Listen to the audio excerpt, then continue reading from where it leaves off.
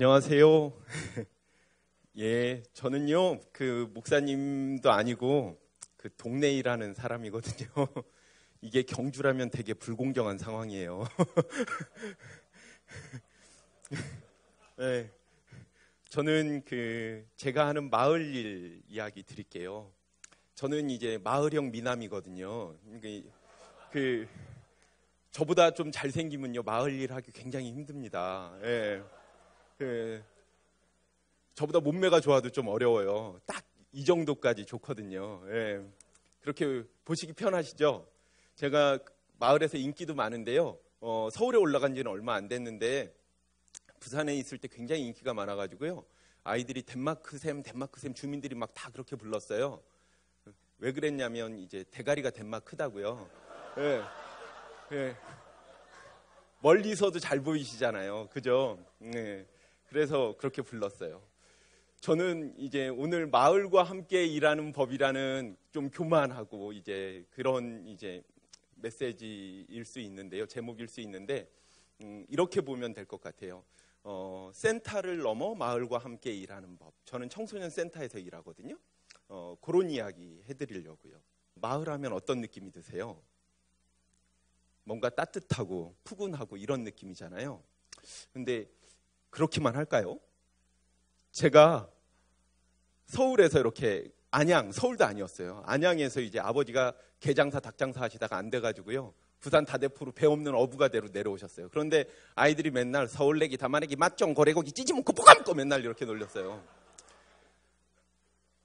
굉장히 고립되는 느낌이었고요. 그 이방인에 대한 굉장한 배척, 어촌계원이 되지 못하는 아버지의 한스러움. 마을은 저희가 생각하는 것처럼 따뜻하고 푸근하지만은 않고요. 이방인에 대한 굉장한 배척, 또 주류 집단이 굉장한 그 의사결정권들을 다 쥐고 있는 그런 마을이었어요. 우리가 지금 마을이라는 이야기 할 때는 약자여도 살만한 마을을 꿈꾸는 것 같아요. 따뜻하고 느슨하고 이방인한테 환대할 수 있는 그런 공동체를 우리는 이야기하고 있는 것 같거든요. 왜 이렇게 마을이라는 이야기를 많이 할까요? 제 생각엔 이런 것 같아요. 사람들이 경쟁하면 더 행복이 올 줄 알고 계속해서 달려왔었거든요. 그런데 그 끝이 너무나도 힘든 것 같아요. 저 같은 일반인들이 봤을 때 그렇거든요. 그러다 보니 새로운 대안을 마을 안에서 찾는 것 같고요. 패러다임이 전면적으로 전환되고 있는 것 같고 그게 교회만의 도전은 아닌 것 같습니다. 공릉마을 얘기 드리려고 그러는데요. 이렇게 예쁜 마을이에요. 한자로는 이렇게 쓰거든요. 그런데 이 공자가요. 공자공, 빌공, 헛될공 이런 공자예요. 능자는 언덕능, 무덤능이고요. 이 마을에 사는 아이들이 공릉동 하면 어떤 의미인지 이렇게 물어봤더니 동네 이름이 안 좋아서 엄마가 이름 바꾼다고 그랬다고 그러더라고요. 화랑동으로 바꾸자고 육사가 옆에 있으니까 그렇게 바꾸자고 주민투표를 다 했는데요. 간판 바꿀 정부 재정이 없어가지고 못 바꾸고 있는 동네였어요. 그런데 아이들한테는 이 마을이 고향이잖아요. 이 마을에서 다니는 학교는 모교잖아요. 엄마와 고향, 모교를 바꿀 수 없는 것처럼 그건 자신의 일부가 될 텐데 아이들이 그 마을에 대한 따뜻한 정서를 가지고 있지 못하면서 우리는 교육은 잘 시키려고 하고 있거든요. 그래서 이 마을의 의미를 가만히 곱씹어 보니까 이 공자가 네이버에만 나와요. 다음에는 안 나오고요. 네이버의 10번째 뜻에 아름답다라는 뜻이 있는데 엄마 가슴에 아이가 안겨있는 뜻이래요. 그래서 제가 그 다음부터는 우리 마을은 아름다운 언덕이다라고 아이들한테 알려주기 시작했어요. 그랬더니 아이들이 이 마을을 새롭게 보는 거예요. 엄마가 돈 벌면 중계동으로 이사 간다고 하는 그 마을이 아니라 엄마가 집값이 싸서 이 동네에 있다고 얘기했다고 이야기하는 게 아니라 이 마을이 아름다운 언덕이고 난 이 마을을 좀 더 풍성하게 아름답게 만들고 싶은 내 고향이에요. 이렇게 얘기를 하더라고요. 마을 일을 시작할 땐 주민의 입장에서, 약자의 입장에서, 그들의 입장에서 바라본 마을로 감정이입적 이해와 경청을 해볼 필요가 있다고 싶어요. 이 마을은 5년간 그 납골당 반대 투쟁이 있어서 주민과 마을에 이 납골당을 지으려고 했던 분들과 엄청난 갈등이 있었던 마을이었어요. 이 마을에 이렇게 예쁜 청소년 센터가 생겼어요. 그런데 사람들은 이 센터를 신뢰하지 못하는 거예요. 또다시 저 센터에 학교 밖 아이들 또 뭐 지친 아이들만 와서 아파트 값 내리는 것 아니야? 떨어뜨리는 것 아니야? 이렇게 생각하는 분들이 많았었어요.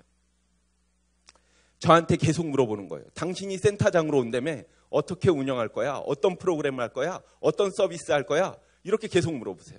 제가 원래 일도 굉장히 잘하거든요. 그래서 다 얘기해 드렸어요. 저는 이렇게 할 거예요. 이렇게 할 거예요. 이렇게 할 거예요. 제가 어디까지 할 수 있을까요? 저희 청소년 센터가 일을 잘해서 상담도 잘하고 프로그램도 잘해서 아이들이 예전에는 골목에서 자기네들끼리 놀던 아이들이 저희 센터로 다 쏟아져 들어와요. 어려운 일에 닥치면 엄마가 예전에는 그 아이를 붙잡고 울면서 그 아이가 새롭게 태어나길 기도하고 했는데 이젠 청소년 센터가 생겼으니까 너희들이 알아서 일 좀 해라 이래요. 학교에서 담배 피는 아이들이 있으면 선생님이 이제 청소년 센터가 문제를 잘 해결해 줄 거라고 얘기해요. 학교 폭력이 있으면 청소년 센터는 뭐 하냐고 얘기를 해요. 청소년 센터가 잘하는 걸까요? 청소년 센터의 서비스는 늘어나고 청소년 센터는 파라다이스 같지만 마을엔 경쟁의 광풍이 그대로 불고 마을의 삶은 다스려지지 않는다면 청소년 센터는 잘하고 있는 걸까요? 저희는 우리 센터로만은 한계가 분명하다고 생각했어요. 마을의 공기를 바꿔야 되고 흐름을 바꿔야 되고 마을의 역사를 바꿔내야 된다면 우리는 주민이 주인되게 일해야 된다라고 생각했어요. 그게 마을의 교육력, 복지력 이런 것일 거예요. 마을의 교육력이 있다면 이건 모든 마을에 다 있을 거고 마을의 교육력은 마을이 본디 아이들을 키우는 힘이라는 것으로 저희는 해석했어요. 그래서 센터 운영을 경계를 넘어서 주민과 청소년이 스스로 마을에서 함께 하는 일들을 찾기로 한 거죠. 그러면서 한 줄의 철학을 찾아냈어요. 경험이 최고의 학습이다라는 이론인데요. 존 두이가 이렇게 얘기를 했죠. 그런데 그 경험을 어디서 만들어낼 것인가에 대한 고민은 이랬어요. 최고의 경험은 마을 안에서, 일상 속에서 일어난다라는 거죠. 이건 덴마크가 얘기했어요. 네.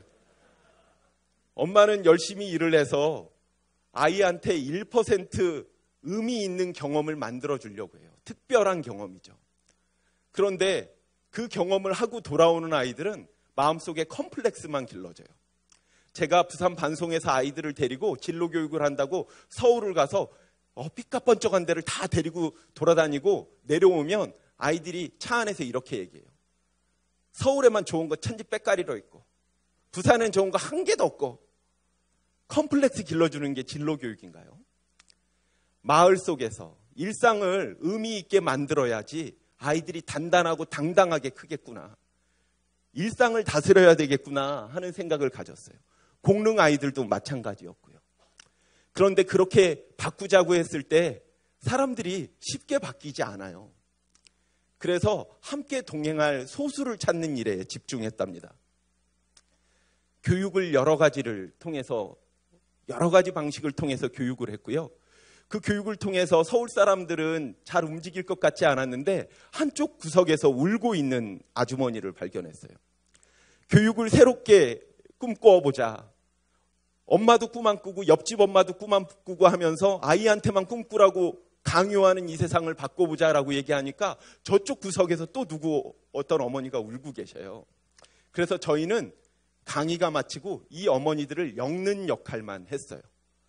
서로 아픈 지점이 같은 분들에게 그냥 자리를 내어드리고 커피 한 잔 드리고 같이 모여서 이야기해 보시라고 이렇게 했더니 이분들이 그 다음 모임을 계속 만들기 시작하셨어요. 그래서 같이 놀러도 다니고 주민 자원 활동가가 되겠다고 모이셨어요.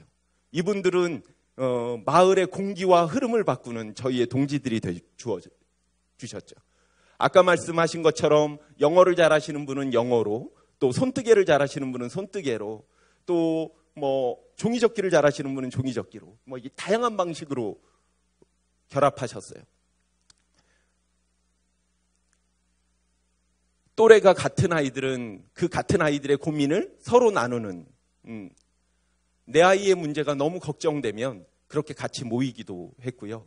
주부 초단인 아주머니는 주부 구단인 어머니에게 이제 여러 가지 질문을 던지고 답을 얻기도 했어요. 아버지들도 모이고 동네가 재밌어져요. 저희 동네 아이들은 마을에서 자발적인 자원활동들을 많이 하는데요.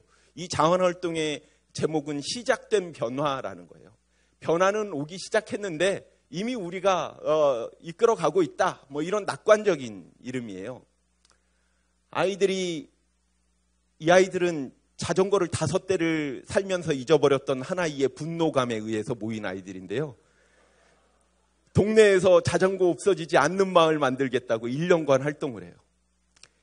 이 아이들은 공부를 제법 잘한다고 생각해서 어깨에 힘주고 모인 아이들인데 그 1:1 학습 멘토링 하겠다고 왔어요. 그러면서 저희한테 아이들을 모아달래요. 그런데 저희가 모아주지 않으니까 각색의 방법을 동원해서 아이들을 만나고 이 아이들이 자기가 선택한 마을 일들을 1년 동안 이렇게 펼쳐가고 있는 아이들입니다. 한 가지 사례만 말씀드리자면 이 그림에 보실 때 저쪽이 이제 경춘선 폐선 부지고요. 여기가 두산 아파트 땅, 여기가 노원구청 관리 소속의 땅이에요. 여기서 사람들이 그 기차가 다니지 않고부터 계속 문제들이 발생하니까 마을 주민회의에서는 어떤 분은 폭파해버리자는 얘기도 했었어요. 그런데 아이들이 이 공간에 마을 주민이 벽화를 그리면 좋겠다라는 꿈을 꾸고요. 그 꿈을 마을 사람들 100명이 모여서 읽어내는 그런 일들도 있었어요. 이 과정을 통해서 아이들은 어떻게 벽화가 그려지는지, 주민들은 어떻게 하면 마음을 모을 수 있는지를 학습하게 됐죠. 이런 결을 가진 아이들이 많은 동네에 살고 싶으세요? 아니면 좋은 학원 찾아서 자기도 우리 동네가 아닌 서울에 가서 멋진 인재가 되겠다라고 꿈꾸는 경쟁만 하는 아이들이 많은 마을에 살고 싶으세요? 저는 이런 마을에 살고 싶어요. 모이다 보니 3살짜리도 모여요. 그러면서 저희가 마을 공동체를 꾸렸답니다. 뭐가 아름답냐라고 얘기하니까 인구가 가장 많은 동네거든요. 저희 동네가 1동, 2동 합치면 9만에 가까운 동네예요. 그래서 사람이 많으면 사람들의 꿈도 아름답겠지 해서 꿈마을 공동체라는 이름을 가졌어요. 조금 억지스럽긴 하지만 저희가 그 마을에 꿈마을 공동체라는 이름을 가지고 모이면서 사람들이 주체가 돼서 마을 활동을 읽어가고 변화시키는 일들이 많아졌습니다. 초기엔 소수의 가슴 아파하는 사람들만 모였는데 이젠 마을에 수십 개의 단체들이 서로 네트워크되고 연결되면서 이 마을의 일들을 같이 만들어가고 있습니다. 축제도 하고요. 연극도 저희 동네 안에 8개의 동아리가 연극을 오래 했는데요. 그 공연할 때마다 보러 다닌다고 힘들어 죽을 뻔했습니다. 어린이날 누가 얘기했어요.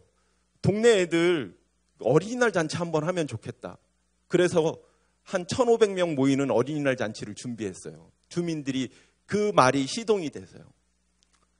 그리고 매년 하는 꿈마을 꿈나르샤라는 축제가 있는데요. 그 축제는 청소년들을 위한 축제로 처음엔 저희 센터가 시작했는데 둘째에는 주민들이 결합하면서 조금 더 커지고요. 셋째 올해는 마을의 23개 단체 정도가 같이 함께하면서 실버 연극단 이런 것들도 생기고요. 꿈마을 풍물패라는 이름의 70명이나 되는 조직이 생기기도 하고요. 그러면서 마을의 점진적인 변화들을 가지고 오고 있습니다. 마지막 정리를 좀 해보겠습니다. 버릇없이 마을과 함께 일하는 법이라는 이야기를 했는데요. 저는 이렇습니다. 마을의 교육력을 제가 궁리하고 마을 사람들과 같이 고민했듯이 개인의 영성을 넘어서 마을의 영성을 한번 고민해 주시면 좋겠다라는 생각들을 가집니다. 교회 안에는 신앙이 좋은 분들이 많이 모여 계시고 찬양이 넘쳐나지만 마을 바깥에는 서로 전쟁 같은 하루하루가 계속되잖아요. 그런데 우리가 교회 안에 있다고 우리의 영성이 충만하다고 만족할 수 있는가라는 생각이죠. 둘째는 인사 잘하고 잘 묻고 잘 듣기만 해도 절반이 성공이더라고요. 저는 제가 잘하는 게 있다 그러면 동네 사람들한테 인사 잘하는 건데요. 이건 초등학교도 졸업하지 않은 저희 아버지한테 배운 일이에요. 인사만 잘해도 서울 분들은 굉장히 아는 게 많으시더라고요. 그러면 그런 분들과 또 다른 도움이 필요한 분들을 연결해 드리는데 제가 충분히 구실할 수 있었습니다. 세 번째는 마을의 주인은 주민이다라는 생각이에요. 마을 사람들이 스스로 하게끔 응원하고 돕는 일, 이게 중요하다라는 거죠. 네 번째, 이걸 전 중요시 여기는데요. 시작이 언제나 겁나더라고요. 그런데 그 돈 받는 저 같은 사람은요, 어떤 일 하라고 그러면 머리가 지끈지끈 아파요. 그 과정이 다 보이거든요. 그런데요, 가슴이 아픈 분들이 계세요. 교육 문제에 가슴이 아픈 분들도 계시고요. 어르신을 모시고 있는 주부도 계시고요. 이런 분들은 가슴이 아프세요. 그런 분들이 몇 분 이렇게 모이시면요, 머리가 아픈 저희보다 그 문제를 반드시 해결해 나가시더라고요. 지혜도 더 많으시고요. 그래서 시작은 어떤 문제가 보인다면 그 문제를 아파하는 분들을 좀 모아보시는 게 좋을 것 같다라는 생각을 말씀드려요. 연결이 생명이다. 가슴 아파하는 분들을 이렇게 모아주시면 될 것 같고요. 모일 수 있는 열린 공간이 운동을 한다는 생각을 해요. 교회는 공간이 있잖아요. 싱크탱크가 되기도 하고 주민들이 모여서 같이 생각을 공유하고 더 나은 세상이 가능하다고 꿈꿀 수 있는 그런 공간으로 활짝 열어주시면 감사하겠습니다. 제 말씀 여기서 마치겠습니다.